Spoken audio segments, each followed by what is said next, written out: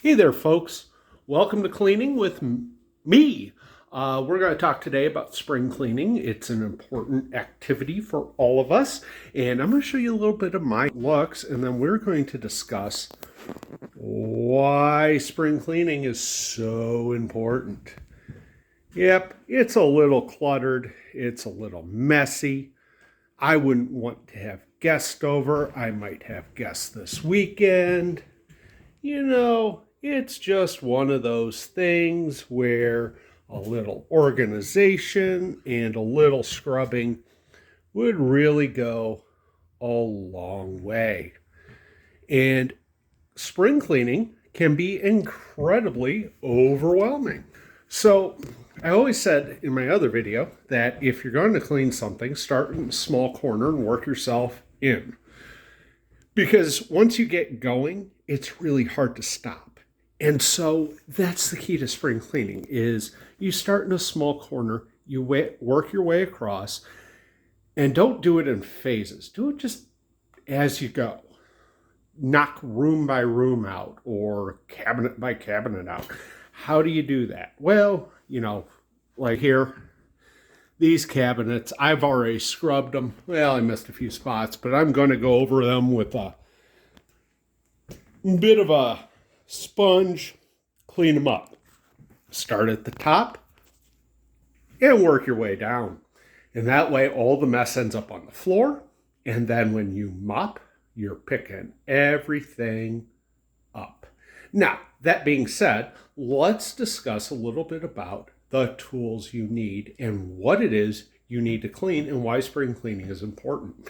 And we're going to go in the opposite order there. Spring cleaning is important is because you shut your doors and windows all winter long. And if you have people in your house, you're going to have dust because dust is essentially a large portion of it is shed skin from the human body. And you've had no airflow. The only thing you really have is your forced air system, which collects some of it. And if you're like me, you have several portable air filters around the house and where things are. Well, you're probably wondering, that's kind of nasty. Well, spring cleaning is an invitation to having people over for summer activities, barbecues, watching movies outside.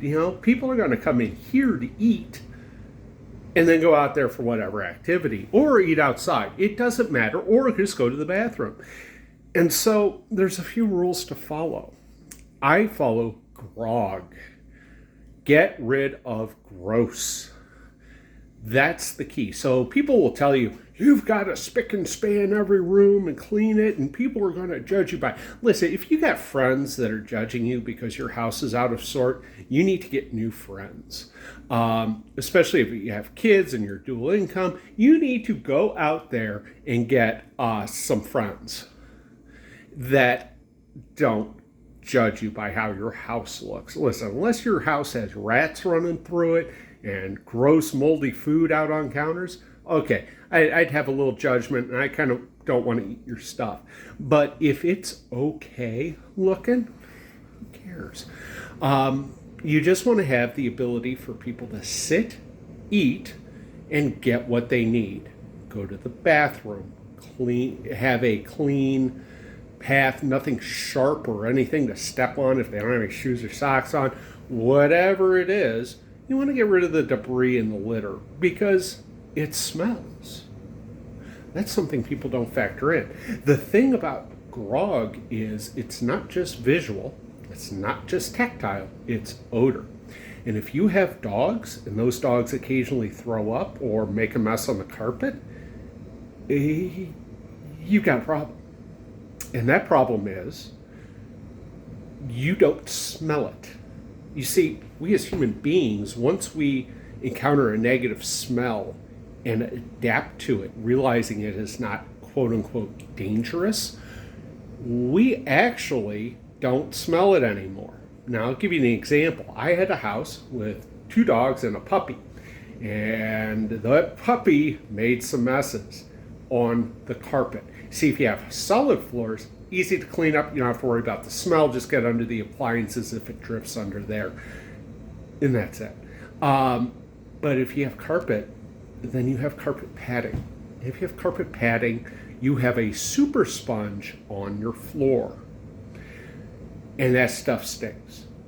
Once a year, you need to have, if that is your situation, to hire a professional carpet cleaning service. They need to clean anything fabric that is large. Couches, carpet. That's it. Now, you'll think to yourself, well, I have this Bissell carpet scrubber thing, and they don't work that well. Professional services pump steam all the way down to the floorboards and suck all that stuff out. And they do it with equipment that is powered by a van, not powered by a little electric 12-amp motor. Also, if you can't afford that, your next step is to go to a Lowe's or a PetSmart or whatever you got in your area that sells one of those carpet cleaning renting thingies. Rent it. It's $30 for a day. Get it, get the soap, take it home. Why does that work better than the Bissell? Because it's heavier. And the added weight pushes down through the carpet into the floor and forces the soap down. Now, it isn't going to get out the stains as much as you think, but it certainly will help mitigate the odor. Now, I'm throwing this out here because you really need to understand this crystal clear. If you have dogs and you have carpet and you want to challenge me on how gross your carpet is, rip it up, and when you see that carpet padding, you will be sick to your stomach. It will be gross beyond gross. I've ripped up enough carpets to know. Everything gets held down there. That scent does not go away. You won't smell it. Everybody else will, because when those people came to my house and they opened the door, they turned around and left. They didn't even go into the house. That's a pretty big deal. If people aren't even walking into your very, very nice house and your very nice subdivision, guess what? There's a smell, and you gotta take care of it. And I had 2 dogs and a puppy, and it was excruciating. So, that being said, let's talk about the tools you need. So, you see here, I've got big vacuum that's unwieldy but good for getting up heavy stuff. Little vacuum that I love that'll suck up the little stuff. We've got our dust mop here. That's going to push everything around on the hard floors and then use the vacuums to suck it up. Then we've got my drill. I'm not drilling anything, I'm scrubbing things. So you buy these attachments for your drill and you can scrub just about anything. But please remember how fast a drill spins, and these are little plastic fuzzies, so you can damage or destroy fabric if you are not careful. However, it's a heck of a lot easier than using this to pick up cat barf. Yes, my cat has been on a roll the last few weeks because shedding skin and all of that. It is also good for cleaning out a gross-ass microwave. This is an older microwave. Some of this stuff won't come off, but it is kind of gross. And this can get rid of those stains. Now, what kind of soap do I use? Well, we're going to look at, I like this Meyer lilac stuff. For the carpet, I will use either Dawn or laundry detergent. Why? Because it's good for fabrics. Dawn, not so much, but laundry detergent, yes. It's good for your shirt. It will be good for our carpet. And then I will start in here. Now, I'm not going to force you to watch me clean, but I will show you the results. Now, one thing you want to remember is if you have guests coming and you're going around your house and you're panicking, oh, where do I put stuff? Stop panicking, number one. Number two, put stuff in here. Bedrooms, offices. Guests aren't invited. I don't want guests in there. That's my private space. Put it in there. And as you go, and you see like papers and water bottles and stuff out of place, guess what? You can put that stuff away. So, we're going to get started And don't you worry, I will come back and show you what I've done. All right, so I'm going to show you how to use the drill on the carpet. This is part of this. I think you're going to really like it. So let me reviews. Filled this up with a little laundry detergent and water, hot water. Just take it, and you probably can't see the stain here, but there is. You put the brush on the carpet. Don't push it down. You're just lightly going over it. And you keep going till the stain is gone. Back and forth. Real easy, real light. You're protecting the fabric on the carpet. And that's it. And that's how you do that. Now, other things you can do with the drill. And soap is soap in a lot of ways. So let's look at our cabinets. Here's a cabinet stain. All gone. Here's another one.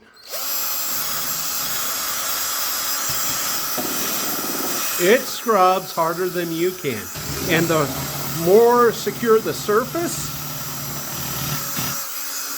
the better harder you can push to scrub. But you don't have to like squeeze it down like that. No, you want the bristles to be top down on that stain. And it's going to remove whatever's there. And if it's removing your paint, you either use a too powerful of a drill or you got cheap paint. Let's dip again. And I'm not putting the whole drill underwater. Please don't do that with an electric drill. Just the tip. That's what she said. And here we go.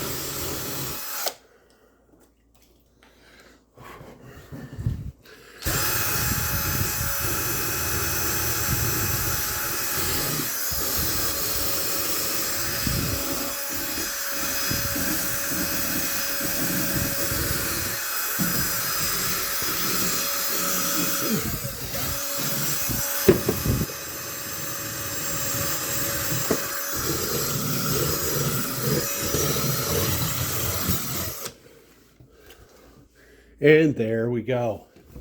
Cabinets here are clean. Clean some of the other ones.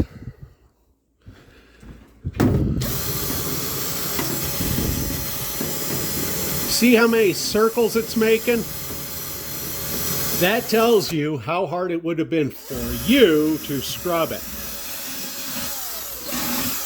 And food stains, they're part of grog. Grog and food stains immediately are a red flag to people that you live in unsanitary conditions.